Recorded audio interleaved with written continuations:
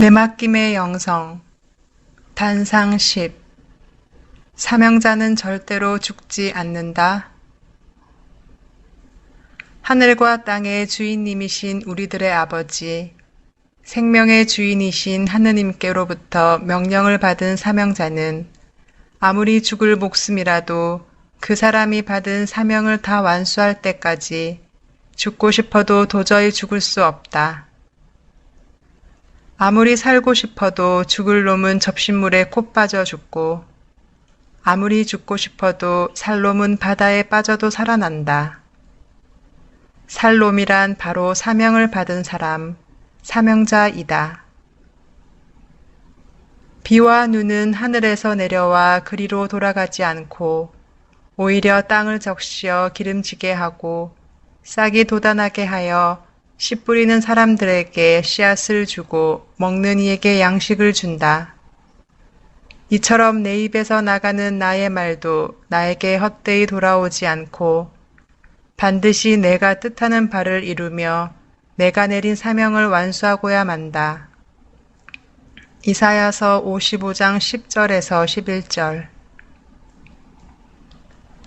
생명의 주인으로부터 일을 맡았는데 어떻게 죽을 수 있겠는가? 그 일을 다 완수할 때가 죽는 때, 그분께서 데려가실 때이다. 위에 이사야 말씀에서 내가 뜻하는 바라 무엇을 말하는가? 하느님이 뜻하는 것이 하느님의 뜻이지 그 다른 무엇이겠는가? 하느님의 뜻은 우리가 거룩한 사람이 되는 것, 그것뿐이시다. 여러분을 부르신 분께서 거룩하신 것처럼 여러분도 모든 행실에서 거룩하게 되십시오. 베드로 1서 1장 15절. 다른 것은 아무것도 없으며 다른 것이 있다고 말하는 자는 거짓 교사이다. 이스라엘 백성 가운데 거짓 예언자들이 일어났던 것처럼 여러분 가운데에도 거짓 교사들이 나타날 것입니다. 그들은 파멸을 가져오는 이단을 끌어들이고 심지어 자기들을 속량해 주신 주님을 부인하면서 파멸을 재촉하는 자들입니다. 베드로 2서 2장 1절. 위의 말씀 중에서 주님을 부인하면서 라는 말씀은 무슨 뜻일까? 저는 그것은 다름이 아니라 거룩한 사람이 되도록 가르치는 것, 그것을 거부하면서 그 밖에 다른 어떤 것을 가르치거나 요구하거나 강요하는 것을 말하는 것이다. 그것이 이단이지 다른 것이 이단이 아니다. 이단에서 일단 더 얹어 자기 것으로 삼으려는 3단 고수들의 절대 속아 넘어가지 마시라. 하느님의 거룩함에 자신의 것들을 섞는 놈들은 마귀의 조종을 받고 있는 자들이다. 그래서 병을 앓고 있는 사람들은 그들을 치유해 주려 하는 사람이 돈을 바라거나 다른 무엇을 요구할 때는 무조건 그를 거짓 치유자라고 보면 틀림이 없다. 그가 바로 거짓 교사인 것이다. 그가 바로 자칭 교회의 주인, 즉 교주인 것이다. 그래서 살고 싶으면 먼저 하느님께로부터 사명을 받아야 되고, 사명을 받은 사람은 하느님께서 사람에 따라 각기 다른 사명을 주시게 되며, 사명을 받은 사람은 그 사명에 따라 일을 완수해야 하는 것이다. 그래서 하느님, 제발 한 번만 꼭 살려주시면 앞으로 제가 무엇을 가 나오는 것이다. 그것 대신 우리 신앙인이 사명을 청하는 기도가 바로 우주 만물을 창조하시고 다스리시는 전능하시고 자비하시고 거룩하신 하느님 아버지, 저의 모든 것을 당신께 맡기오니 저를 이끌어 주소서이다. 이 화살기도는 주님의 기도의 핵심 요약이다. 정말로 일생일대의 청원 기도인데 하루에도 수천 번씩, 수만 번씩 못 바치겠는가? 100일, 1000일씩 못할 정성이면 아예 청할 자격도 없는 것이다. 어느 불자는 자기 딸을 고치기 위해 10만 번의 절을 마다하지 않았는데 입으로만 외우는 화살기도 100일을 쉬지 않고 못 바치며 생명 참 생명을 청함은 거짓 청함이리라. 후속 9번 열렬하게 화살기도 많더라 참조. 사명이란 다른 것이 아니라 거룩하게 사는 것, 성인이 되는 것이다. 죽지 않고 살려면 성인이 되어야 한다.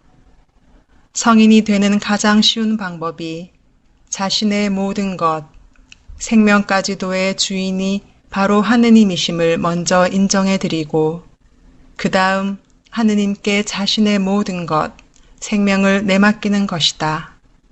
그렇게 하면 살 수 있게 된다. 하느님께 자신의 모든 것을 거짓없이 완전히 내맡기면 아무리 죄 많고 부족한 사람이라도 다 하느님의 것이 되고 하느님은 나의 소유가 되는 것이다. 곧 생명의 주인이 나의 것이 되었으니 생명을 얻은 것이다. 그래서 제가 누차 내맡김의 신비라고 말하고 있는 것이다. 신비롭고 또 신비하다. 참으로 신비이다. 한번 체험하시라 내맡김을.